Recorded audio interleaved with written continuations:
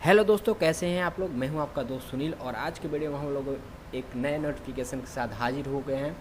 और आज के वीडियो में हम लोग बात करने वाले हैं पटना हाई कोर्ट वैकेंसी के बारे में, जो कि इसका वैकेंसी जो है जारी कर दिया गया है और इसमें क्या क्या चीज़ कौन से पोस्ट हैं और ये जो पोस्ट है टोटल इस वीडियो में के माध्यम से आपको बताया जाएगा।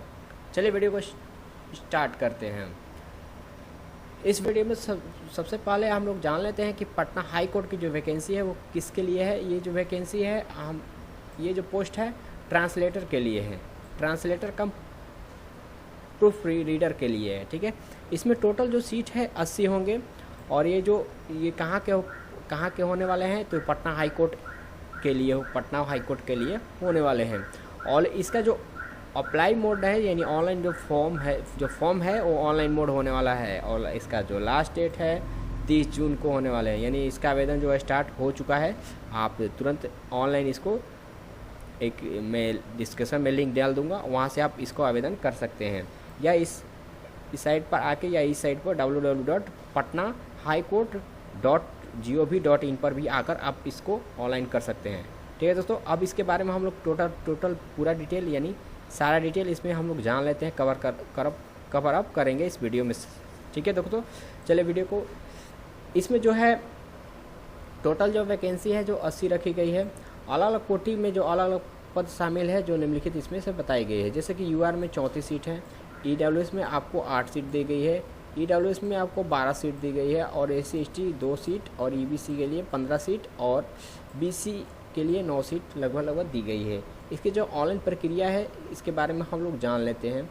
इसकी जो ऑनलाइन प्रक्रिया है इसमें यहाँ से आप उस साइट पर आके, मैं जो साइट बता दूँगा वहाँ से आके आप यहाँ पर क्लिक करके आवेदन यहाँ से कर लेंगे।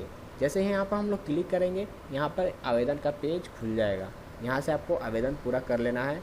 यहाँ से टोटल डिटेल आपको एक डिटेल आपको जो भी ये स्टार मार्क जो है उसको फिलअप कर देना है। टोटल डिटेल भरने के बाद आपको पर्सनल डिटेल पर जाना है, पर्सनल डिटेल को भरना है। यहाँ पर आप रजिस्ट्रेशन कर लीजिएगा। उसके बाद न्यू रजिस्ट्रेशन पर क्लिक करके जो पेज खोला था वो रजिस्ट्रेशन का ही पेज है। इसको रजिस्ट्रेशन करने के बाद आपको ये यूजर ID पासवर्ड मिल जाएगा, उसको सेव करके रख लेना है और उसको लॉगिन करने के बाद उसको लॉगिन यहाँ से लॉगिन कर लेना है। यहाँ लॉगिन करने के बाद आपको उस पेज पर आ जाना है और यहाँ पर पर्सनल डिटेल, एजुकेशन डिटेल और डॉक्यूमेंट अपलोड डॉक्यूमेंट जो डाला जाएगा, जो क्वालिफिकेशन आपको डाला जाएगा उस क्वालिफिकेशन को इसमें आपको अपलोड कर देना है। ठीक है दोस्तों, उसके बाद पेमेंट करके आपको प्रिंट निकाल लेना है। इस पर भी एक वीडियो मैं बना दूंगा, आप टेंशन मत लीजिए। अभी इसके बारे में टोटल डिटेल हम लोग जान लेते हैं। चलिए हम लोग इसके बारे में हम लोग जानते हैं। इसका जो आवेदन जो है जो 31/5 को ही स्टार्ट कर दिया गया है। यहाँ से ये जो है नोटिफिकेशन जारी कर दिया गया है। यही ट्रांसलेटर कम प्रूफ रीडर जो है इस पोस्ट का नाम है। ठीक है दोस्तों, एडवर्टाइजमेंट नंबर आपको PSC 01/2024 है जो कि 28 मई 2024 को इसको रिलीज़ कर दी गई थी। इसका जो लास्ट डेट है आपको 26/6/2024 को है और लास्ट जो पेमेंट करने का जो डेट है वो 2/7/2024 को है। इसका जो एग्जामिनेशन डेट है अभी एग्ज़ाम डेट अभी फिक्स नहीं किया गया है। जैसे इसको फिक्स किया जाएगा, नोटिफिकेशन जैसे ही जारी किया जाएगा इसमें एक नया वीडियो मैं बना दूंगा, उस पर आप वहाँ से आप देख लेना है। और हम लोग जान लेते हैं इसमें जो कैटेगरी वाइज सीट कैसे अवेलेबल है, टोटल कितने पोस्ट हैं, किस ट्रांसलेटर के लिए कितने पोस्ट है, ट्रांसलेटर कम प्रूफ रीडर के लिए कितने पोस्ट हैं, इसके बारे में हम लोग जान लेते हैं। इस अनरिजर्व कैटेगरी में आपको टोटल 26 पोस्ट मिलेंगे, जिसमें से आपको हॉरिजेंटली रिजर्व जो पोस्ट है वो वुमेन के लिए जो है वो 9 सीट कर दिए गए हैं। ईडब्ल्यूएस में आपको मेल कैंडिडेट के लिए 6 सीट और वुमेन कैटेगरी के लिए 1 सीट रिजर्व कर दी गए हैं। SC/ST के लिए वैसे ही टोटल इसका डिटेल इसमें लिखा हुआ है, आप इसका स्क्रीनशॉट आप ले लीजिएगा। ठीक है दोस्तों, अब हम लोग बात कर लेते हैं एज लिमिट के बारे में। एज लिमिट इसमें क्या क्या मांग रहा है इसके बारे में एज लिमिट हम लोग जान लेते हैं। एज लिमिट जो है आपको आपको 18 साल एज होना चाहिए, ज़रूरी है। वो भी आपको 1 जनवरी 2024 तक आपका 18 वर्ष हो जाना चाहिए। Must be one on letter 1/1/2006 और इसके बाद हम लोग मैक्सिमम एज के बारे में जान लेते हैं। जो EWS और अनरिजर्व कैटेगरी यानी जनरल और EWS के मेल कैंडिडेट जो हैं उनका जो लगभग एज मैक्सिमम एज जो है 37 यानी 37 ईयर होना चाहिए, 37 साल के लगभग होना चाहिए, तब हो जाएगा ऑनलाइन। जिसका लगभग एज यानी डेट ऑफ बर्थ लगभग होना उससे पहले का नहीं होना चाहिए, 2/1/1987 से पहले का एज नहीं होना चाहिए, यानी 2/1/1987 के बाद जो भी जन्म लिए हैं उनका ये फॉर्म फिलअप हो जाएगा। और फीमेल कैंडिडेट जान लेते हैं। जनरल और EWS के लिए 40 वर्ष होना चाहिए और इनका भी 2/1/1984 एज 1984 डेट ऑफ बर्थ होना चाहिए, उसके अंदर उससे अधिक नहीं होना, कम नहीं होना चाहिए। BC EBC की मेल फीमेल दोनों का बात कर तो 40 वर्ष है और इनका भी 2/1/1984 एज से पहले नहीं होना चाहिए। SC ST में भी 42 सर, इसमें 2 साल का अधिक छूट है। और 2/1/1982 यानी इसमें भी अभी आपका इसमें छूट है। OH कैटेगरी के बारे में हम लोग जान लेते हैं। OH कैटेगरी 47 होना चाहिए और ये सभी के लिए EWS EBC BC SC ST सबके लिए एक ही उम्र है जो कि लोकोमोटर OH के कैंडिडेट होने चाहिए होंगे, उनके लिए एलिजिबल ये होंगे। इसके बाद हम लोग जान लेते हैं मिनिमम क्वालिफिकेशन के बारे में, यानी कौन से लोग कौन से कैंडिडेट क्वालिफिकेशन में क्या क्वालिफिकेशन मांग रहा है उसके बारे में हम लोग जान लेते हैं।